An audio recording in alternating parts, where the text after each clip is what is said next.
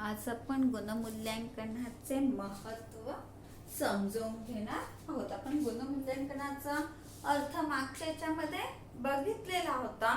या याच्यामध्ये आपण काय शिकणार आहोत तर गुणमूल्यांकनाचे महत्त्व.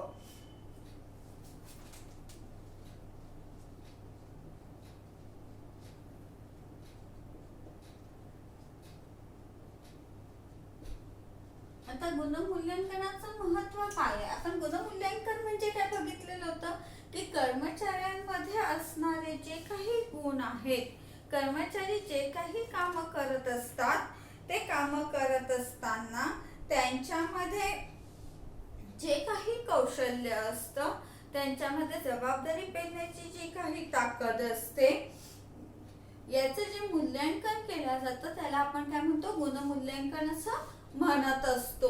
आता हे गुणमूल्यांकन करत असताना त्याचं महत्त्व काय आहे हे बघूया आपण. तर सगळ्यात पहिलं महत्त्व आहे कर्मचारी प्रशासनाचे महत्त्वपूर्ण अंग. पहिलं काय आहे कर्मचारी प्रशासनाचे महत्त्वपूर्ण अंग.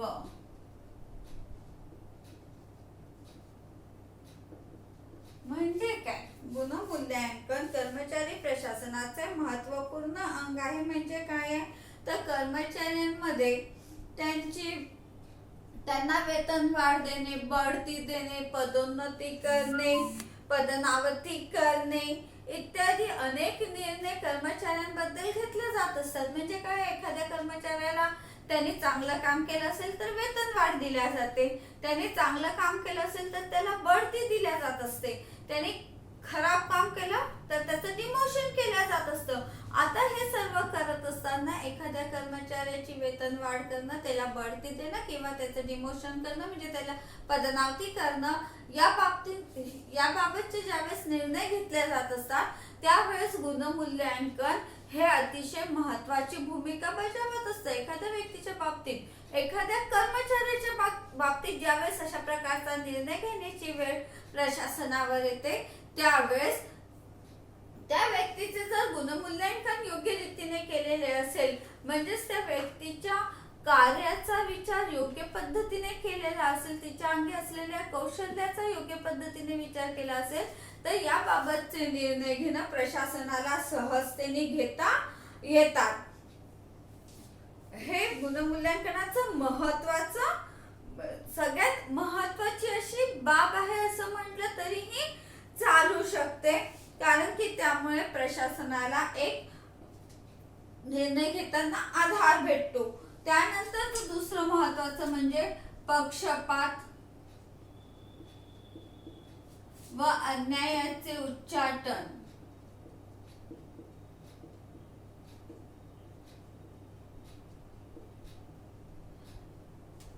आता हा महत्त्वाचा मुद्दा आहे.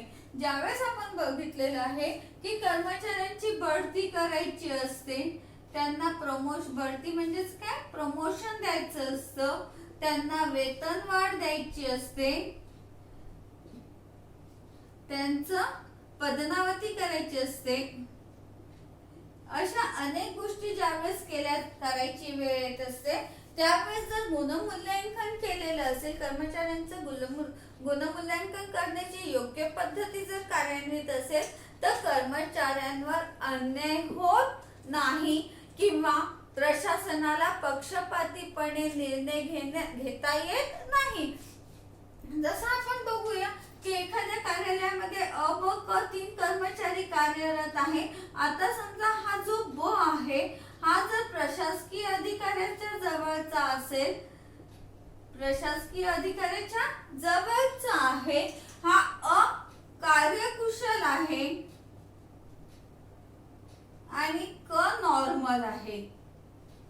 बरोबर आहे ना.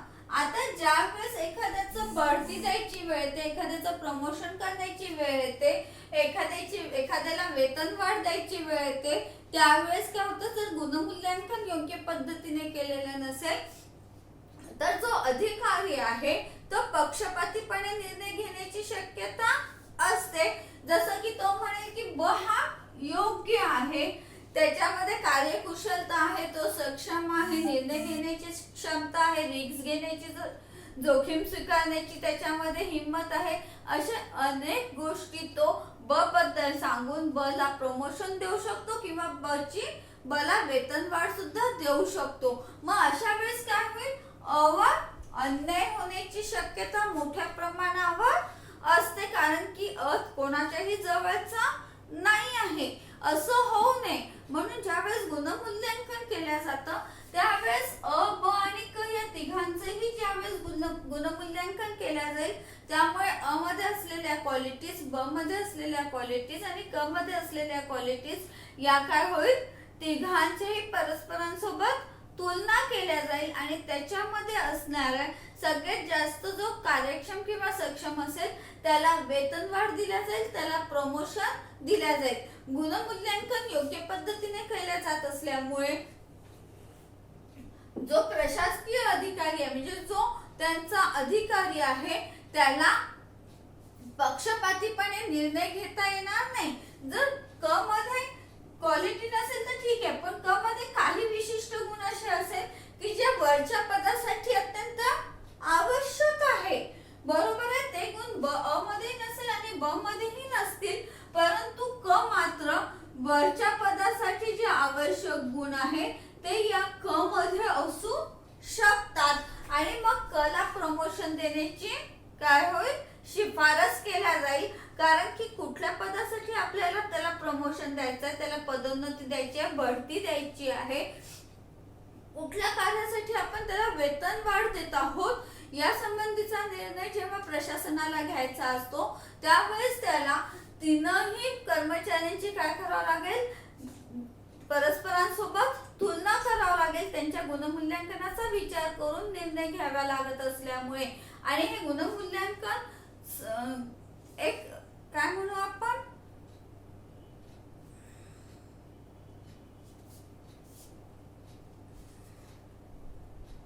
एक त्रयस्थ व्यक्ती गुणमूल्यांकन करत असल्यामुळे किंवा अधिकारी जरी करत असेल तरीही त्याला याच्यामध्ये पक्षपातीपणे निर्णय घेता येत नाही, कारण की कुठल्या आधारावर तुम्ही समोरच्या व्यक्तीला प्रमोशन देत आहे, बढती देत आहे किंवा कुठल्या कारणामुळे त्याचं डिमोशन करत आहे, त्याला खालच्या पदावर नियुक्त करत आहे, हे सहजतेने याच्यामुळे लक्षात येतं. हा गुणमूल्यांकनाचा एक महत्व, गुणमूल्यांकनाचं हे एक अतिशय महत्व आहे. प्रशासनासाठी ही अतिशय एक उपयुक्त बाब आहे.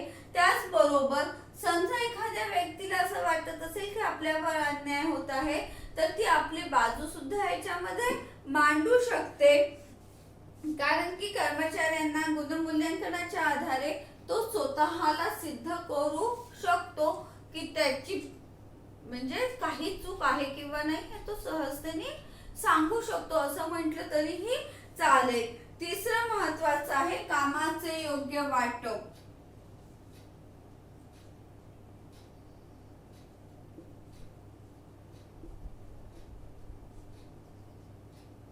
गुणमूल्यांकन करत असताना प्रत्येक कर्मचाऱ्यामध्ये कुठलं कौशल्य आहे, कुठल्या कार्यक्षमता आहे याबाबतची माहिती प्रशासनाला सहजतेने उपलब्ध होत असते. त्यामुळे कुठल्या कर्मचाऱ्याला कुठले काम सोपवायचे आहे, कुठली जबाबदारी सोपवायची आहे की ज्यामुळे उत्पादन क्षमतेमध्ये वाढ होईल याबाबतचा निर्णय घेणे सहजतेने शक्य होते. हे गुणमूल्यांकनामुळे शक्य होते की कुठल्या कर्मचाऱ्याला कुठल्या स्वरूपाचे कार्य आपल्याला द्यायचं आहे याची माहिती गुणमूल्यांकनामुळे सहजतेने उपलब्ध होते. जसं आपण म्हटलेलं आहे अ ब क कर्मचारी आहे तर अ मध्ये कुठले गुणकौशल्य आहे, त्याच्या कुठल्या बाबतीत त्याच्यामध्ये कौशल्य आहे, ब मध्ये कुठले आहेत, क मध्ये कुठले आहेत या बाबीचं विश्लेषण केले जात असल्यामुळे काय होतं, कोणाला कशाची आवड आहे, कोण कुठल्या बाबतीत सक्षम आहे याची माहिती व्यवस्थितरित्या उपलब्ध होत असल्यामुळे कामाचं वाटप करत असताना या मुद्द्यांचा विचार करून काय केला जातं, उपक्रमामध्ये कामाचं वाटप केलं जात असतं. त्यानंतर चौथा महत्वाचा मुद्दा आहे योग्यतेचे आत्मपरीक्षण. आत्मपरीक्षण.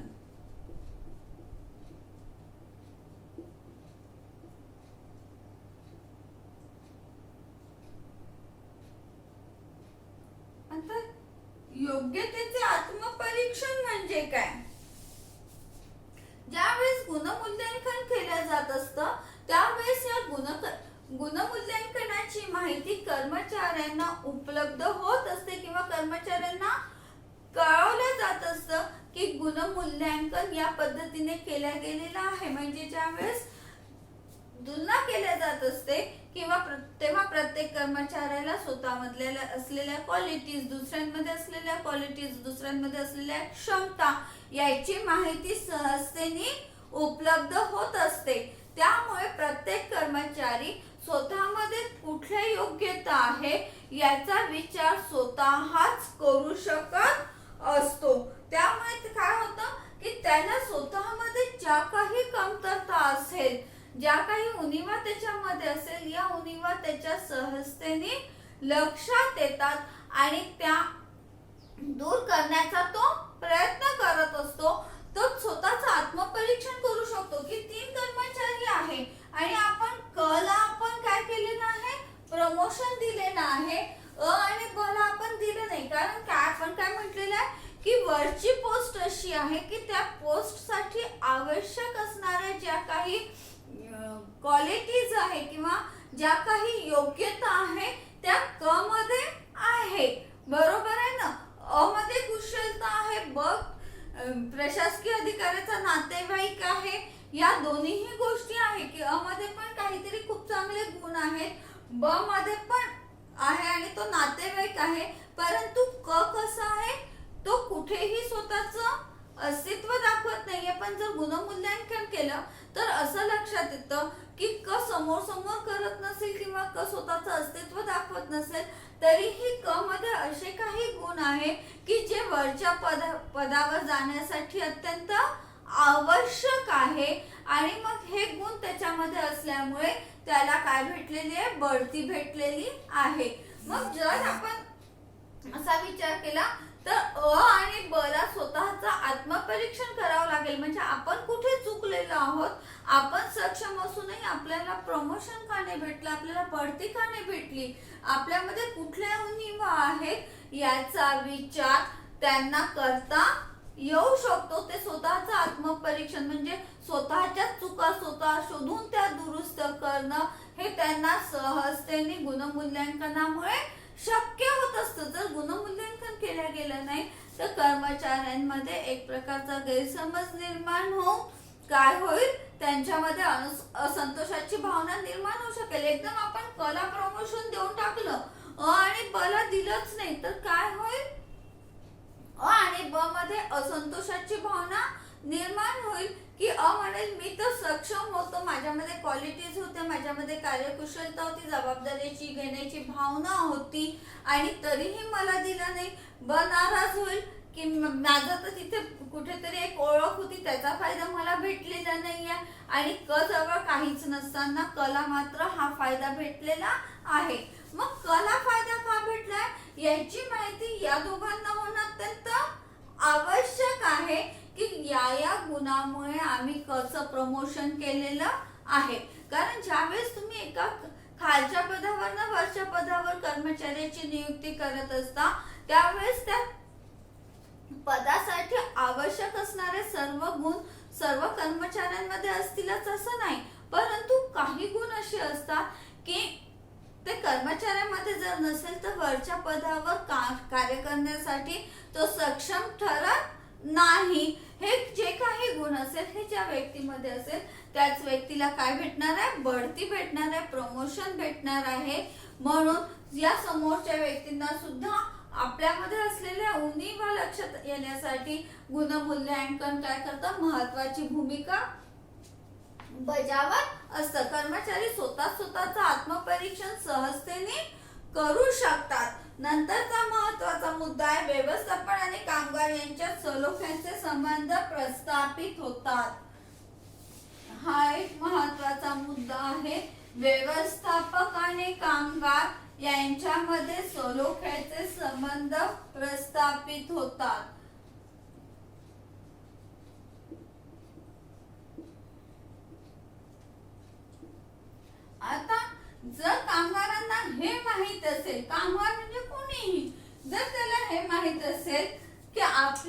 कामाचा मोबदला, आपण जे कार्य करत आहोत त्याचा आपल्याला योग्य फळ भेटणार आहे, तर साहजिकच त्याची कार्यक्षमता काय होते, वाढत असते. कामगारांना एकदा माहित झालं की या उपक्रमामध्ये कुठलाही निर्णय पक्षपातीपणे न घेता केवळ आपण जे कार्य करत आहोत त्या कार्याच्याच आधारे निर्णय घेतले जात असतात, त्यावेळेस कामगारांच्या मनामध्ये व्यवस्थापनाबद्दल एक आदराची भावना निर्माण होते आणि ही आदराची भावना निर्माण झाल्यामुळे त्यांचे परस्पर जे काही संबंध आहेत हे अतिशय सुदृढ आणि चांगले राहत असतात. जसं की आपण म्हणूया की जसं आपण बघतोय की अबक कर्मचारी आहे आणि आता समजा अला प्रमोशन दिलेलं आहे, तर अला प्रमोशन देताना त्याच्यामध्ये कुठल्या क्वालिटीज आहे, कुठल्या योग्यता त्याच्यामध्ये आहे की ज्यामुळे या तिघांच्या तुलनेत अला प्रमोशन दिलं आहे किंवा कला प्रमोशन देण्यात आलंय किंवा बला प्रमोशन देण्यात आलेलं आहे. या तिघांपैकी ज्या कुठल्या व्यक्तीला प्रमोशन देण्यात आलेलं आहे याचा नक्की आधार काय आहे याबद्दलची माहिती कर्मचाऱ्यांना उपलब्ध होत असते. त्यामुळे आपल्यावर अन्याय झाला आहे ही भावना त्यांच्यामधून निघून जात असते आणि व्यवस्थापनाबद्दल त्यांना एक आदर निर्माण होतो की इथे केलेल्या कष्टाचं फळ भेटतं. आपण जे काम करत आहोत त्याचे रिटर्न्स आपल्याला सहजतेने उपलब्ध होतात. ही भावना कर्मचाऱ्यांच्या मनामध्ये निर्माण झाल्याबरोबर काय होतं, तर प्रशासक, प्रशासकीय अधिकारी आणि कर्मचारी यांच्यामध्ये एक चांगले सलोख्याचे सुदृढ असे संबंध निर्माण होत असतात. त्यामुळे कर्मचाऱ्यांची कार्यक्षमता ही आपोआपच वाढीला लागते, कारण की कर्मचाऱ्यांना माहित आहे की आपण जे काम करणार आहोत त्याला आपल्याला काय होणार आहे, त्याचे फळ किंवा त्याचे रिटर्न्स आपल्याला भविष्य काळात भेटणार आहे. याची एकदा खात्री पटल्यानंतर कर्मचारी आपलं कार्य पूर्ण कार्यक्षमतेने करण्यास तयार होत असतो. नंतरच आहे सुलभ कर्मचारी व्यवस्थापन.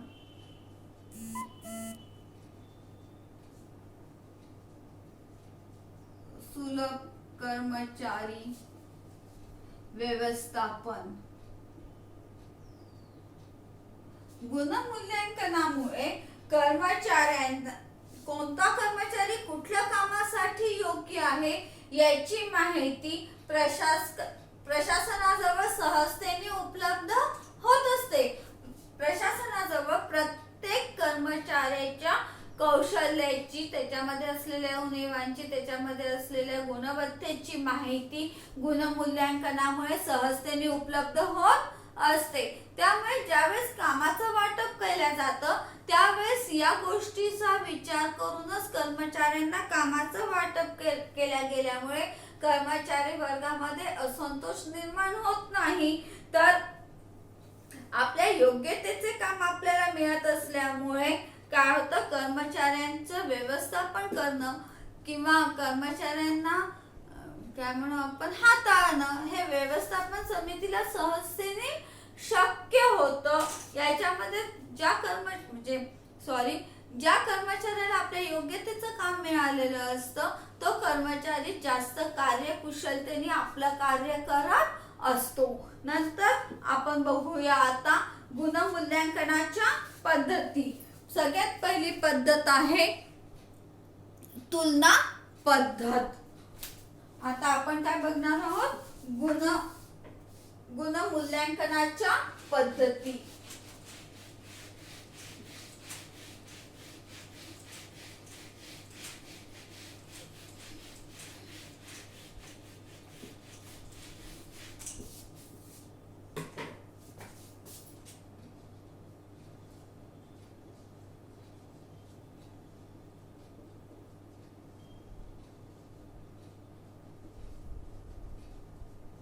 याच्यामध्ये पहिली पद्धत आहे तुलना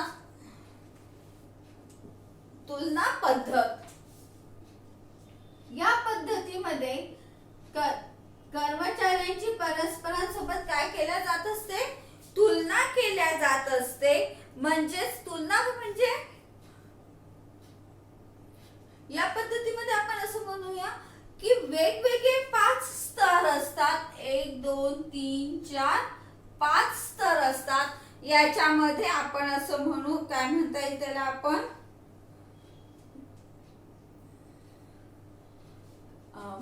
एक मिनिट. या तुलनात्मक पद्धतीमध्ये सगळ्यात योग्य व्यक्ती,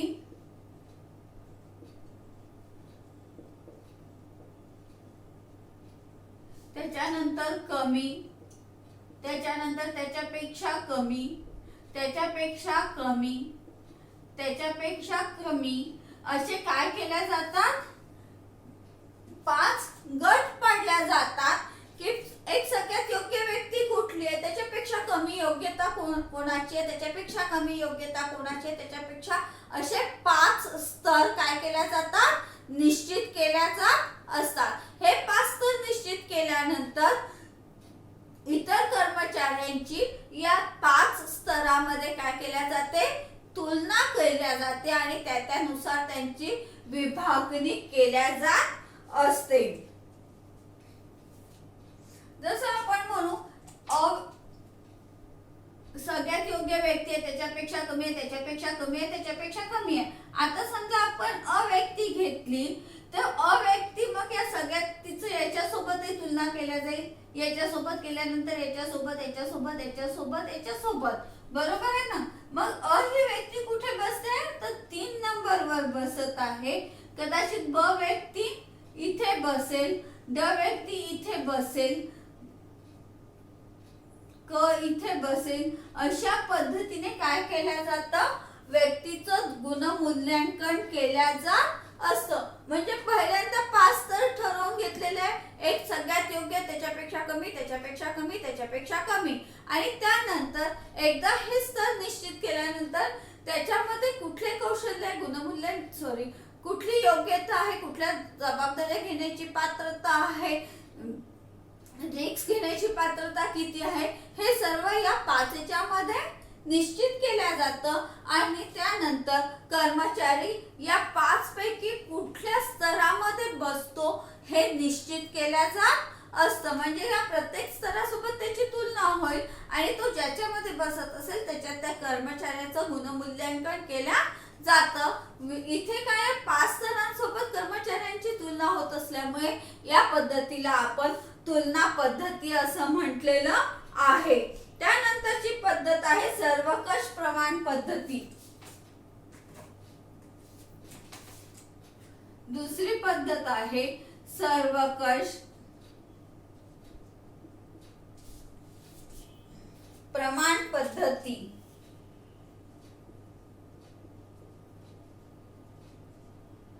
या पद्धतीमध्ये काय केलं जातं, तर कर्मचाऱ्यांमध्ये असलेले जे काही विविध पैलू असेल, जे काही विविध गुण असेल, या प्रत्येक गुणांचा सर्व स्वतंत्रपणे विचार केला जात असतो. म्हणजे कर्मचाऱ्यांमध्ये जे काही विशिष्ट प्रकारचे गुण असेल त्याचा यामध्ये काय केला जातो, स्वतंत्रपणे विचार केला जातो. आणि त्यानंतर या पद्धतीमध्ये आपण असं म्हणूया शिक्षण, कौशल्य, कार्यानुभव, ज्येष्ठता, त्यानंतर स्वयंप्रेरणा, निर्णय क्षमता, सहकार्य, कार्यनिष्ठ असे जे काही वेगवेगळे त्या पदासाठी आवश्यक असणारे गुण असतात, या सर्व गुणांचा विचार करून, यालाच आपण पैलू म्हणू, या सर्व पैलूंचा विचार करून कर्मचाऱ्यांना काय केलं जातं, गुण दिले जात असतात. आणि या गुणाच्या आधारे त्यांचं गुणमूल्यांकन केलं जात असतं. याच्यामध्ये मग आहे ज्येष्ठता, अनुभव, कौशल्य, जबाबदारी,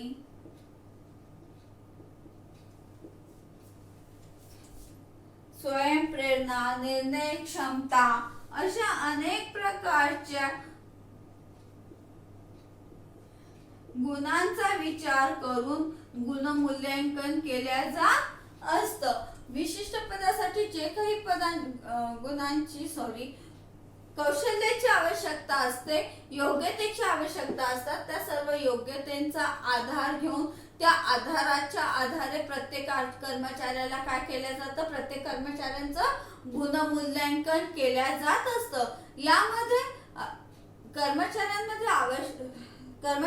असलेल्या सर्व कौशल्यांचा पूर्णपणे विचार केला जात असल्यामुळे याला सर्वकष प्रमाण पद्धती असं देखील म्हटलं जात असतं. त्यानंतरची पद्धत आहे आपली श्रेणीयन पद्धत.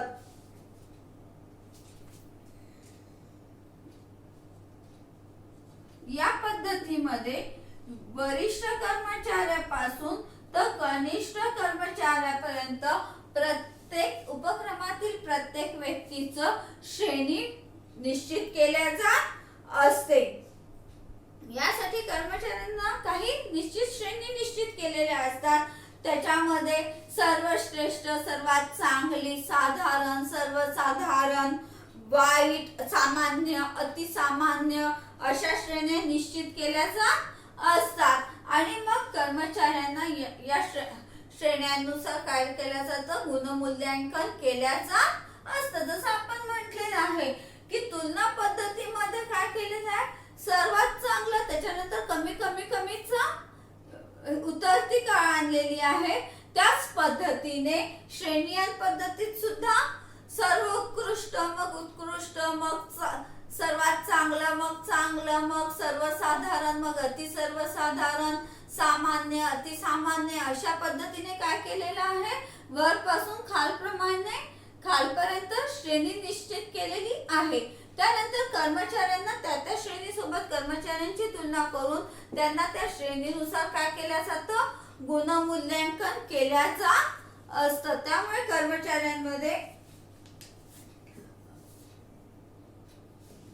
कर्मचाऱ्यांमध्ये असंतोषाची भावना निर्माण होत नाही, कारण त्यांना माहित आहे की गुणमूल्यांकन कुठल्या पद्धतीने केल्या जात असतं. यामध्ये वस्तुनिष्ठ पद्धतीने श्रेणी केल्या जात असतं. त्यानंतर तपासणी यादी पद्धती.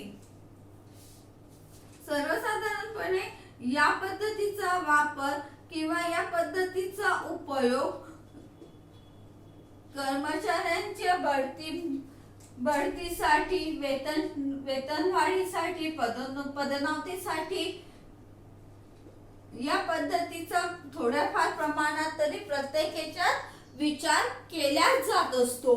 तपासणी यादी पद्धत म्हणजे काय, तर जो कर्मचारी ज्या अधिकाऱ्याच्या हाताखाली काम करत आहे त्या अधिकाऱ्याचं त्या कर्मचाऱ्याबद्दलचं मत विचारात घेतल्या जात असतं.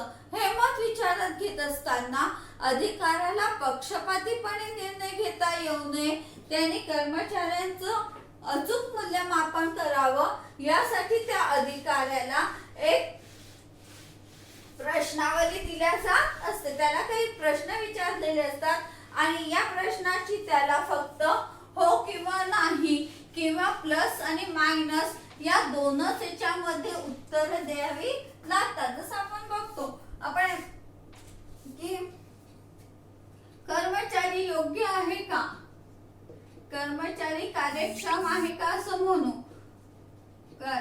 कर्मचारी कार्यक्षम आहे का, तर त्याला विस्तृत मध्ये उत्तर द्यायचं नाहीये की तो कधी करतो, कधी नाही करत, कधी आळशीपणा करतो, कधी प्रॉम्प्टली काम करतो, असं नाहीये. त्याच्यामध्ये उत्तर काय राहील तुमचं, एक तर हो राहील किंवा नाही राहील, किंवा होच्या जागी प्लस राहील, नाहीच्या जागी मायनस राहील. म्हणजे तुमचे उत्तर कसे झालेले आहे, वस्तुनिष्ठ झालेले आहे. कर्मचारी कार्यक्षम आहे का, तर हो असेल तर प्लस द्या, नाही असेल तर मायनस द्या, बरोबर आहे. असे काही प्रश्न तयार केलेले असतात आणि ते अधिकाऱ्याकडे पाठविले जातात.